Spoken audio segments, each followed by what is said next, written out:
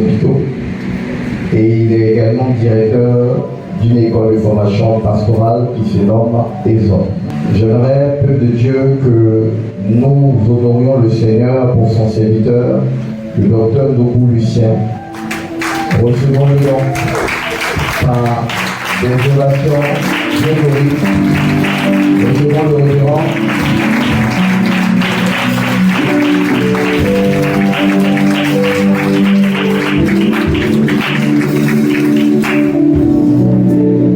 Gloire à Jésus. Veuillez vous asseoir. Promotion excellence. Apparemment, vous n'êtes pas compris, hein? Parce que le contact n'est pas immédiat. Promotion excellence. Que le Seigneur vous bénisse abondamment. Est-ce qu'on peut acclamer le Seigneur pour cette promotion?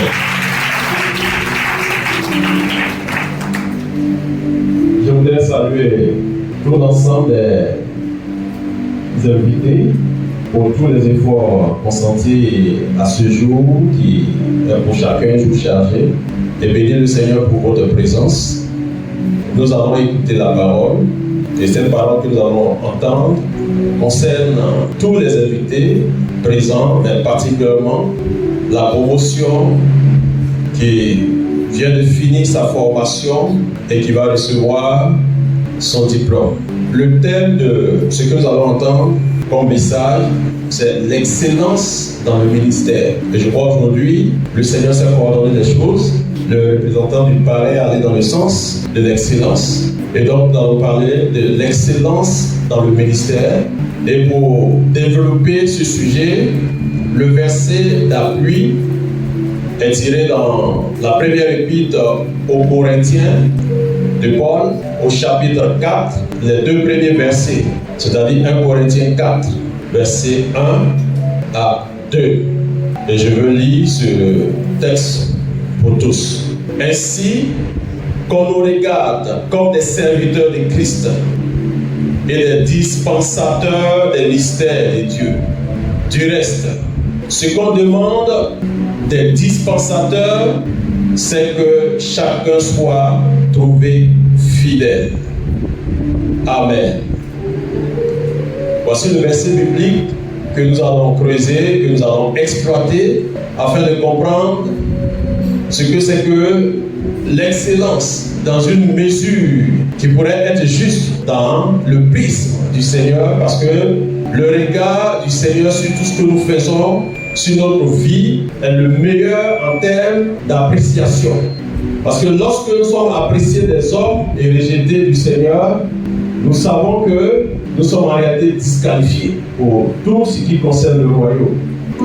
Le verset que nous avons lu est un bout de texte d'une épître, d'une lettre que Paul, en tant que père dans la foi, parce qu'il y a une différence entre un père dans la foi, un père de la foi et un père spirituel. Et Paul ici, il est père dans la foi de la grande communauté de Corinthe dont il avait les échos. Je suis en train de contextualiser le verset pour que vous ayez une idée avant de démarrer.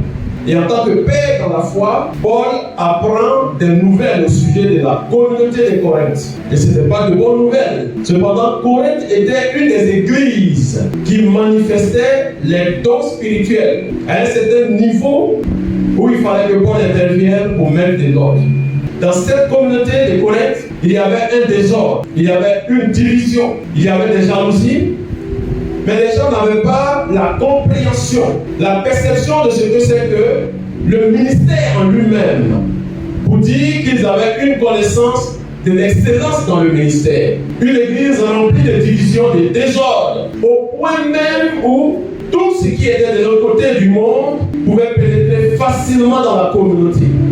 Il est même jusqu'à aller dire que j'apprends que certains parmi vous couchent avec la femme de leur père. C'était dans l'église de Corinthe remplie du Saint-Esprit. Je veux faire remarquer ceci, peut-être qu'il peut paraître un peu choquant.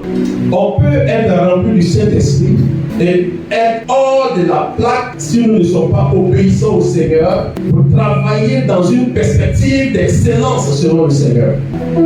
Paul a dit ceci: je rends grâce à Dieu de ce que moi, Paul, je parle en langue plus que vous tous. Moi, Paul, je parle en langue plus que vous tous. Mais lorsque je suis au milieu d'une assemblée, je préfère user de mon intelligence. Et à ce sujet, j'aimerais vous dire qu'un être humain, et particulièrement un enfant de Dieu qui refuse de faire usage de son intelligence, insulte celui qui l'a créé, parce que Dieu ne s'est pas trompé en nous donnant une intelligence. Voici pourquoi lorsque nous devons agir, nous devons écouter, nous devons recueillir, apprécier, il est important de faire usage de notre intelligence, parce que dans notre intelligence se trouve une aptitude, se trouve un baromètre qu'on appelle la conscience qui nous permet de faire une appréciation en accord avec le divin. Parce que cette conscience, quelques-uns l'ont perdue et ont fait naufrage par rapport à la foi. Et aujourd'hui dans l'église, beaucoup sont des accidentés par rapport à la foi. Parce que les naufrages créent des accidents. Dieu dans le ciel sait qui est accidenté et l'état d'accident de chacun. Parce qu'en réalité, ayant perdu la conscience, plusieurs ne vivent plus selon leur conscience. Or, la conscience est un élément qui a été introduit dans l'être humain dès sa création. Et cette conscience nous donne de pouvoir vivre comme Dieu le veut, parce que la conscience a été à l'origine de l'inspiration de ce qu'on appelle la création de la boîte noire en aéronautique dans un avion. Vous savez ce que la boîte noire? La boîte noire dans un avion est le premier élément lorsqu'il y a un crash. Lorsque les secouristes arrivent sur le terrain, ils ne cherchent même pas d'abord les êtres humains. C'est la boîte noire parce qu'à partir de la boîte noire, on peut diagnostiquer, détecter ce qui a produit le crash. Et notre conscience est notre boîte noire dans notre vie et c'est elle qui va témoigner de nous dans la présence du Seigneur. Voici pourquoi Paul dit, cette conscience, quelques-uns l'ont perdue et ont fait naufrage par rapport à la foi. Et lorsque nous voulons vivre dans l'excellence, lorsque nous sommes des enfants de Dieu, particulièrement des serviteurs de Dieu, des ministres du Seigneur, le baromètre qui doit nous aider à évoluer, à vivre dans cette excellence. L'apôtre Paul nous fait une présentation brève dans ces deux versets. Il dit ainsi, qu'on nous regarde comme des serviteurs. Qu'on nous regarde comme des serviteurs, mais des serviteurs de Christ. Ensuite, comme des dispensateurs des mystères de Dieu. Donc pour tout homme de Dieu qui recherche, pour tout servant de Dieu qui recherche l'excellence, lorsque nous la proclamons, nous devons être des serviteurs. Et là encore, il va falloir comprendre ce que signifie serviteur ici dans ce verset que Paul nous présente. Nous devons être des dispensateurs. Encore, comprendre ce que c'est que des dispensateurs. Le mot serviteur ici, selon la version originale de la Bible, puisque c'est un texte qui a été écrit à partir du grec, le mot serviteur, le grec ne le rend pas, epéritis. Epéritis, qui signifie celui qui travaille sous l'autorité d'un autre, qui est son patron, qui est son chef. Donc Paul ici dit, ainsi, bien-aimé, dans cette communauté de Corinthe, pour expulser le désordre, la division et tout ce qui n'est pas compris en ce qui concerne le ministère d'excellence, il est important qu'on nous regarde, qu'on nous voit, qu'on nous apprécie comme des épéritis, des personnes qui rament. Parce que c'est ça le sens des épéritis. C'est un sens qui a été tiré de la marine. Le navigateur, celui qui rame sous l'autorité de son patron, de son chef, de son capitaine. Or, nous, notre capitaine, selon Jésus-Christ. Le serviteur, c'est celui qui est capable de ramener. Ramener ici, ça prend le sens de travailler, d'exercer ce ministère-là. Mais sous l'autorité de Jésus. Pas sous l'autorité d'un homme. C'est vrai que de façon physique et présente, on a des responsables, on a des leaders. Mais notre ministère peut être encore plus percutant dans le monde spirituel, dans la vision du Seigneur, si nous sommes en mesure de nous soumettre au Seigneur. Aujourd'hui, l'état des lieux dans l'église, ou de l'église de Jésus-Christ, il se trouve que beaucoup prétendent servir le Seigneur, mais sans être soumis au Seigneur. Combien sommes-nous qui servons le Seigneur et qui sont soumis au Seigneur? La soumission au Seigneur nous donne la possibilité, la capacité de faire usage du nom de Jésus. Le nom de Jésus qui est une autorité, qui est un pouvoir, qui est une puissance. Parce que quand Paul dit, au nom de Jésus, tout genou fléchit. Et quand Jésus dit, en mon nom, vous chasserez les démons, il ne s'agit pas de prononcer le nom Jésus. Parce que le nom Jésus, ce n'est pas ce nom-là qui est au-dessus de tous les noms. Est-ce que appelé. Je reprends. Le nom Jésus n'est pas ce nom qui est au-dessus de tous les noms. Parce qu'un nom qui est au-dessus de tous les noms ne peut pas être porté par un être humain. Alors que vous êtes d'accord avec moi que des êtres humains portent ce nom. Mais ici en Côte d'Ivoire, on a des Jésus. Il y a Jésus Kwasi Yoko. Il est baoulé. Et maintenant, il y a un autre Jésus qui est baoulé. Même dans la famille de Jésus, je parle de notre Seigneur Jésus, il y a eu plusieurs autres Jésus pendant que Jésus vivait. Alors comment un tel nom peut être vu comme le nom qui est au-dessus de tout le nom? Si ce n'est pas le nom de Jésus, c'est quel nom? Parce que très souvent, quand je demande au pasteur pendant les formations, en lisant le texte de Philippiens 2, et il a donné le nom au-dessus de tout le nom, tout le monde répond Jésus. C'est pas Jésus. Le nom ici, c'est une question de pouvoir, d'autorité et de puissance. Chasser les démons au nom de Jésus signifie chasser les démons dans la puissance, dans le pouvoir et l'autorité de Jésus. Mais en étant soumis au Seigneur Jésus. C'est de là le sens. Épirétis. Qu'on nous voit, qu'on nous regarde comme des épirétis, des serviteurs de Christ et des dispensateurs des mystères de Dieu.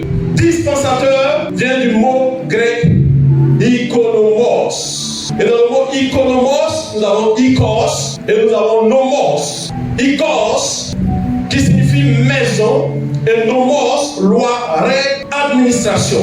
Donc on nous regarde comme des personnes qui sont chargées d'administrer la maison de Dieu conformément à des principes, à des lois, dans une certaine rigueur. Quels sont les pasteurs aujourd'hui qui sont des économos, qui sont vus comme des économos? On ne sert pas Dieu parce qu'on veut le faire. On sert Dieu parce que nous sommes appelés à. Et en tant qu'appelés à servir le Seigneur, nous devons répondre et respecter le fait d'être des épirétis, des serviteurs de Christ et des économos, des administrateurs. Mais des administrateurs de quoi? Des administrateurs et des dispensateurs des mystères de Dieu. Vous savez, nous sommes dans un monde aujourd'hui où des faits d'actualité ne doivent pas échapper à notre connaissance. Parce que nous ne vivons pas seuls, cloîtrés quelque part. Nous vivons dans un monde, même si nous sommes dans un quartier, le quartier est dans un monde. Je veux qu'on puisse jeter le regard dans le monde entier par rapport à l'actualité. L'Église doit fonctionner en sachant les temps dans lesquels elle est. Nous sommes dans des temps qui indiquent déjà des signes annoncés. Et le leader, le serviteur de Dieu, le dispensateur, doit être capable de comprendre ce temps-là pour savoir là où il est quitté et là où il est en train de partir. Parce que le monde ne nous appartient pas. Il y a un qu'on appelle le créateur, auteur de ce monde. Bientôt le monde va prendre fin et chaque être humain va rendre compte, mais pendant ce temps, qu'est-ce que l'Église fait? Le serviteur de Dieu doit comprendre ce que c'est que l'Église et la mission de l'Église. Quelle est la mission de l'Église? Notre mission est circonscrite en un temps. Un temps qui fait partie des 7 dispensations. Parce qu'il y en a jusqu'à 7. Et aujourd'hui, nous sommes dans la 5e dispensation qui est la période de la grâce. Le temps de la grâce et l'ère de l'Église. Voici pourquoi on l'appelle l'ère de l'Église. C'est une ère que le Dieu créateur en Christ a remise à l'Église. Est-ce que vous comprenez cela? En tant que serviteur, servant de Dieu, c'est une ère que le Seigneur a remise à l'Église, pas à une institution, pas à une organisation, pas à une société. Voici pourquoi on l'a baptisé ère de l'Église. Ceux d'en face qui ne savent pas cela l'appellent l'ère du poisson, également à juste titre. Parce que c'est une ère qui correspond à tous ceux qui sont péchés. Parce que nous sommes tous des poissons. Dans la perspective de la compréhension du Seigneur, nous sommes tous des poissons. Vous savez pourquoi nous sommes tous des poissons? C'est le Seigneur qui l'a dit. Il a dit on jette le filet. Quand on jette le filet, c'est pas pour prendre des bœufs dans l'eau, c'est pour prendre des poissons. Et pourquoi nous sommes des poissons? Depuis la première église, les premiers temps, les premiers siècles, le symbole de l'église n'était pas la croix. Le symbole de l'église, c'est-à-dire des croyants, c'était le poisson. Ictus. Pourquoi ictus? Pourquoi le poisson? Parce que le poisson est l'un des rares, je dirais même le seul animal qui, lorsqu'il est mort, a les yeux ouverts par rapport à la vigilance dans la vie. Combien sont vigilants? Nous sommes des poissons. Voici pourquoi les autres, en disant que nous sommes dans l'air du poisson, n'ont pas menti. Et l'air du poisson, c'est l'air de l'église. C'est le seul temps, la seule période depuis que le Seigneur est monté au ciel. C'est le seul temps qui bientôt va prendre fin par l'enlèvement. C'est dans ce temps que l'église doit s'affirmer. C'est dans ce temps que l'église doit faire la mission. En dehors de ce temps, l'église n'aura rien à faire. Après l'enlèvement, l'église n'aura rien à faire. Parce qu'Israël, le peuple de Dieu, va revenir sur la scène mondiale par rapport à la mission. L'église ne sera pas là. C'est la raison pour laquelle le Seigneur a dit de faire de toutes les nations des disciples. Mais en faisant de toutes les nations des disciples, Paul nous rappelle ici, par rapport à l'excellence que nous recherchons, soyons des épéritistes, des serviteurs, soyons des dispensateurs. Et ce qu'on demande à des dispensateurs, le verset 2, du reste, ce qu'on demande à des dispensateurs, c'est que chacun soit trouvé fidèle. C'est que chacun soit trouvé fidèle. C'est l'aboutissement de l'excellence. On ne peut pas vivre l'excellence comme le monde vit son excellence. Parce que le monde a son standard d'excellence. Nous devons vivre l'excellence comme Dieu le veut. Parce que dans l'excellence du Seigneur, l'aboutissement c'est la fidélité. Et la compréhension de l'excellence du Seigneur, selon le Seigneur, c'est quoi? C'est quoi l'excellence? L'excellence souvent arrimée d'un point de vue humain à l'obtention des diplômes, à la popularité, à des voyages, même à des opportunités extraordinaires. Voici comment est-ce que l'homme résume ce que c'est que l'excellence. Lorsque l'homme voit ça, il dit c'est excellent. Mais tout ça peut se produire dans ta vie et devant le Seigneur, tu sors de l'excellence. Parce que pour le Seigneur, l'excellence, c'est une conformité à la volonté de Dieu dans la fidélité 1, dans la vérité 2 et dans la crainte du Dieu. On ne peut pas être excellent dans le prisme du Seigneur si nous ne sommes pas conformes à la volonté de Dieu dans la fidélité. Si nous ne sommes pas conformes à la fidélité de Dieu dans la vérité, si nous ne sommes pas conformes à la volonté de Dieu dans la crainte du Seigneur. Plusieurs ont été vus comme d'excellents, mais qui ne respectent pas ce que nous sommes en train de voir. Est-ce qu'en tant que serviteur, vous êtes prêts, vous êtes des prêtres à être conformes à ce que Dieu veut dans la fidélité? La fidélité, c'est le fait de s'attacher à la foi. Le mot fidélité, l'anglais c'est faithfulness. Et la fidélité, être fidèle, c'est to be faithful. Parce que c'est de là la foi, de faith. Faith. La fidélité vient de la foi. Mais il s'agit de quelle foi? C'est l'ensemble des croyances qu'on a au sujet de Jésus. Donc quelqu'un qui est fidèle, sa foi ne doit pas être détériorée par rapport à ce qu'il sait de Jésus. C'est ça la fidélité. Faire confiance à Jésus, s'attacher à Jésus. Depuis le premier instant que nous avons connu Jésus, accepté Jésus, jusqu'à la fin de notre vie. C'est ça la fidélité. C'est ça l'excellence. Enlevons nos lunettes, quelquefois, qui nous trahissent dans l'appréciation des excellences. Recherchons l'excellence selon le Seigneur, qui est, comme je l'ai dit, une conformité. Parce qu'il y a des conformités qu'il faut rechercher, mais il y a des conformités qu'il ne faudrait pas rechercher. Comme le même Paul le disait, ne vous conformez pas au siècle présent. Parce que le siècle présent a son standard, ses standards, a son système.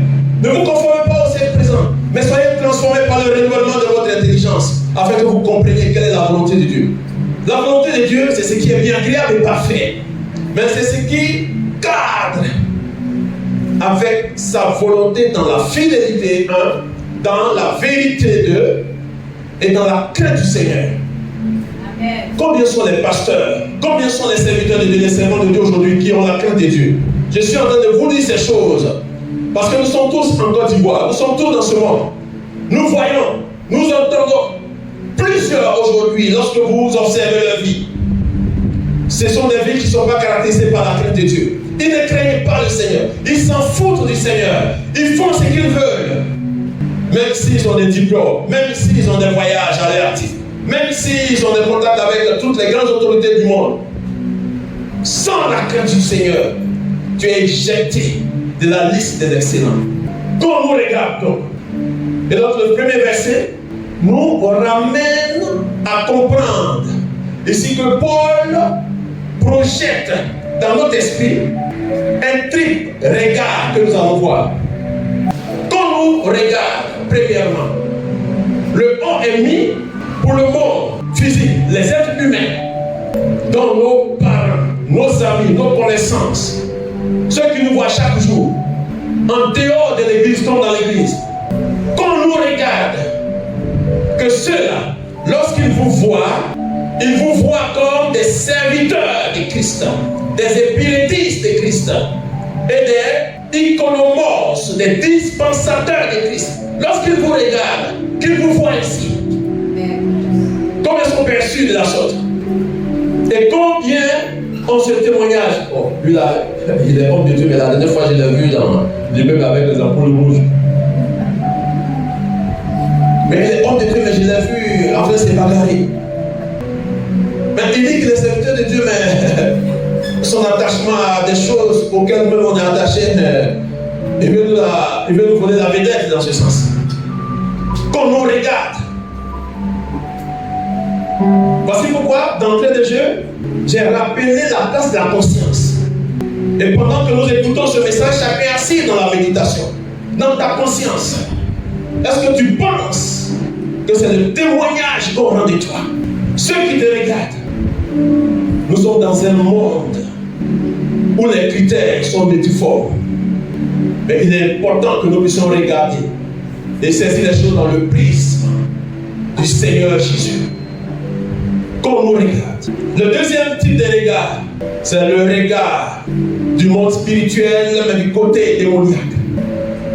Si vous dites qu'il y a des gens qu'on voit comme pasteurs, mais qui sont amis des démons, qui sont des collègues des démons, souvent qui sont dans l'église, qui peuvent se tenir à la chair comme moi en train de parler, en train de prêcher, mais c'est des amis des démons.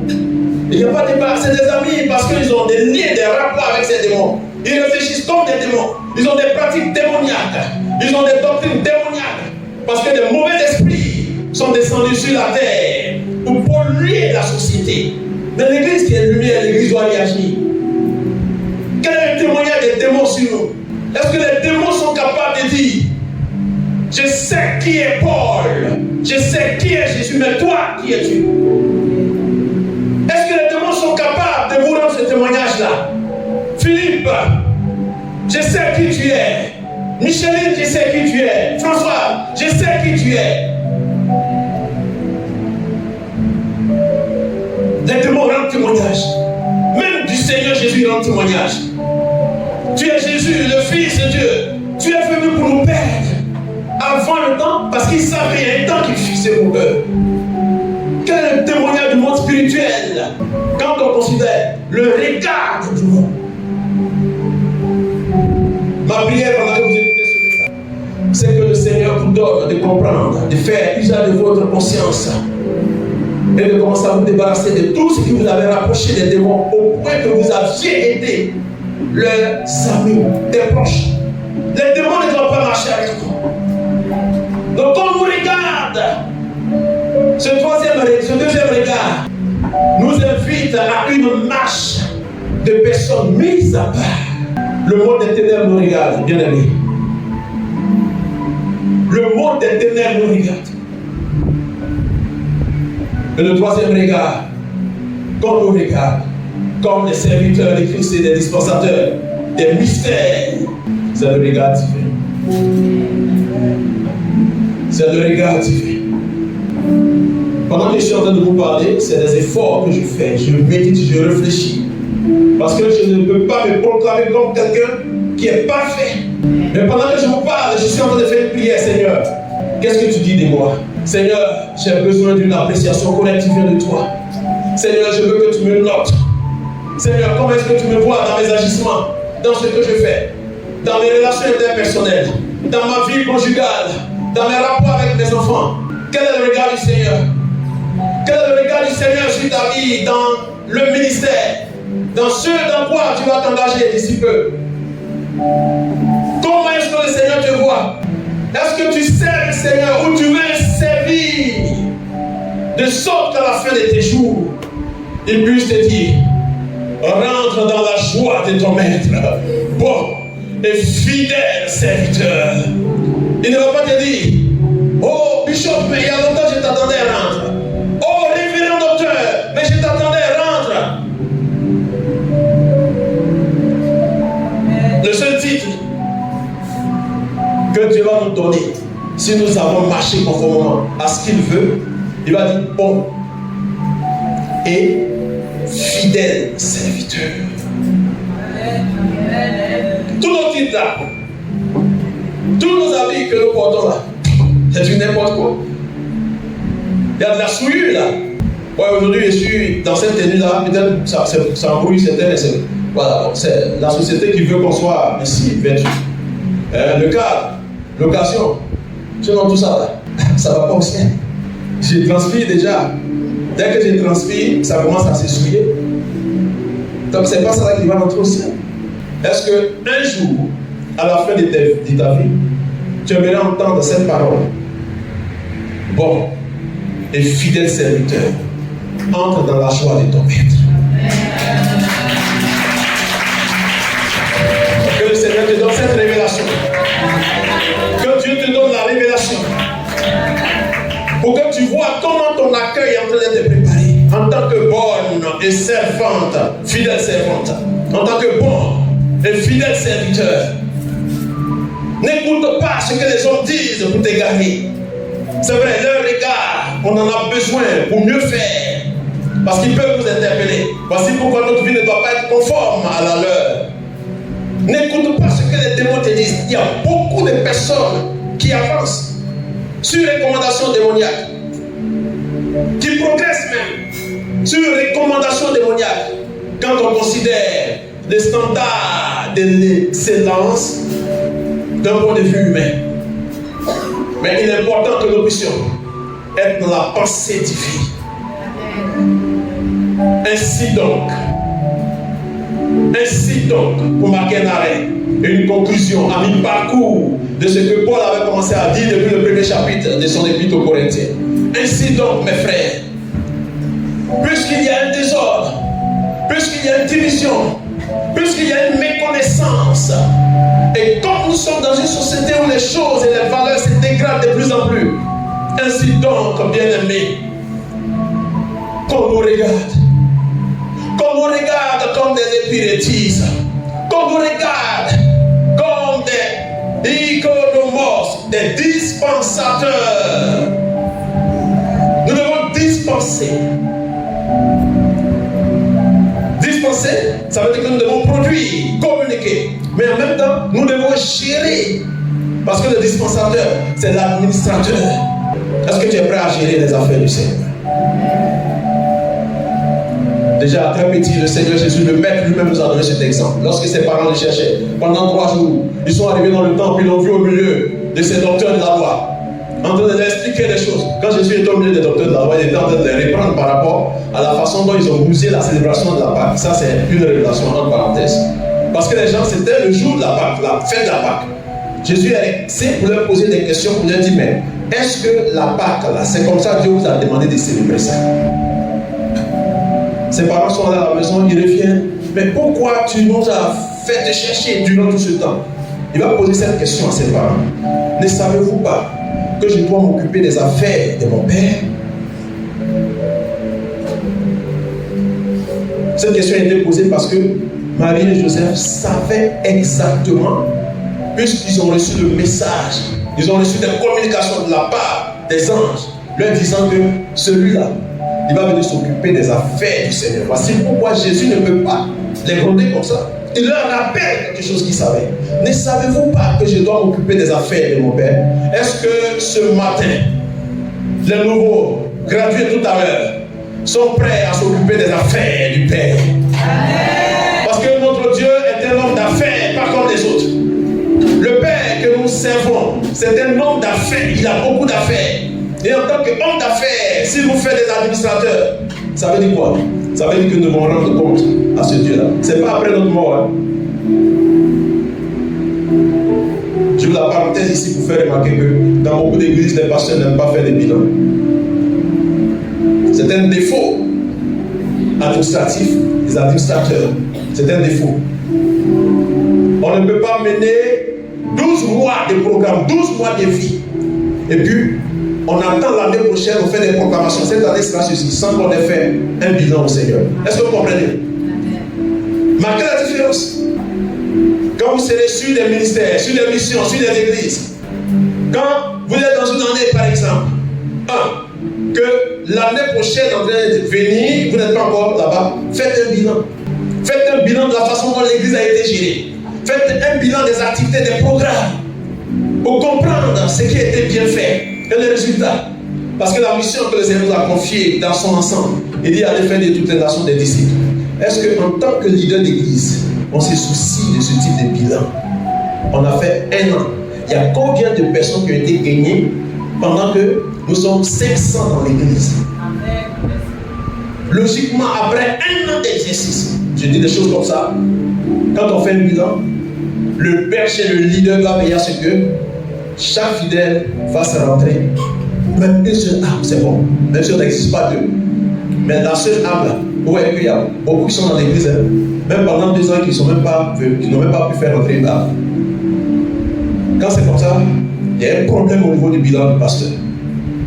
Sans compter qu'il y a des gens qui sont dans l'église, au lieu de faire venir des âmes, c'est eux qui chassent les âmes. Voilà, ils ont un comportement bizarre et puis les gens s'en vont. Alors qu'on a fait venir des âmes. 500 personnes dans une église. En fin d'année, souvent on est toujours 500. Et le pire des cas, on tombe à 400, souvent 300. Ça, c'est le bilan. Ça. Quand on fait le bilan, on a eu 300.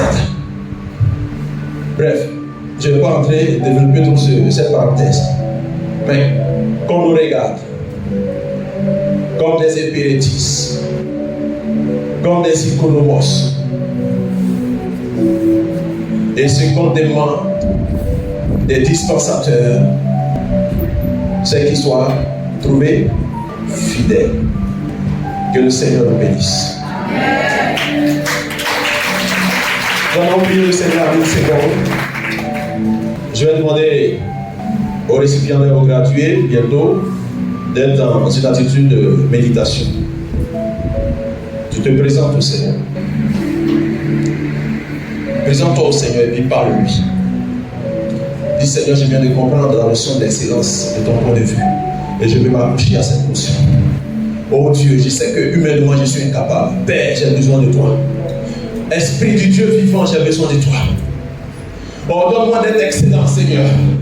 Parce que je vais être vu, je vais être noté par les hommes qui me regardent. Donne-moi d'avoir un bon témoignage afin que là même où ils calomnient les chrétiens, ils puissent remarquer moi mes bonnes œuvres le jour où tu vas les visiter, Seigneur. Fais ce travail dans mon cœur. J'ai besoin d'être excellent. Mon Dieu, j'ai besoin de toi. Seigneur, éclaire-moi. Père, j'ai besoin de ton esprit. Afin qu'au nom de Jésus, tous je nous fléchisse et que les démons soient chassés. Seigneur, donne-moi la victoire des démons. Seigneur, je vais être une personnalité, un personnage dans le monde spirituel qui provoque la peur dans le camp de l'ennemi. Seigneur, donne-moi d'être vu ainsi, de sorte que les démons eux-mêmes fuient et rendent témoignage qu'ils m'ont rendu pour toi. Seigneur, voici ma vie. J'ai besoin de te servir à cette dimension. Dieu tout-puissant par ton esprit. Esprit du Dieu vivant. Seigneur, merci pour cette parole que tu nous donnes. Merci pour nos vies. C'est dans le nom de Jésus-Christ que nous t'avons prié. Amen. Nous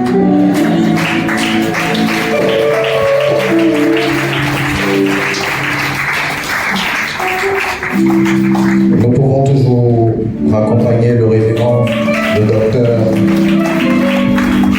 Merci pour ce message.